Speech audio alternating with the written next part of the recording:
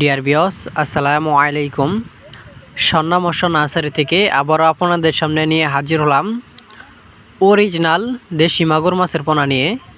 তো ভিউয়ার্স, আজকে আমরা আলোচনা করব যে এই অরিজিনাল দেশি মাগুর মাছের পোনা কীভাবে পুকুরে অথবা বায়োফ্লকে চাষ করে অল্প খরচে লাভবান হওয়া যায়।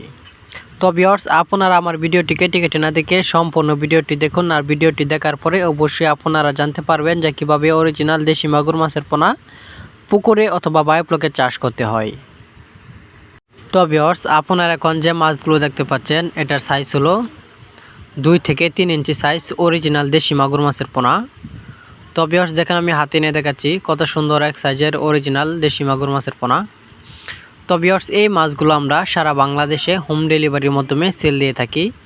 তো ভিউয়ার্স, আপনারা চাইলে আমাদের স্বর্ণা মৎস্য নার্সারি থেকে সরাসরি এসে নিয়ে যেতে পারেন অরিজিনাল দেশি মাগুর মাছের পোনা।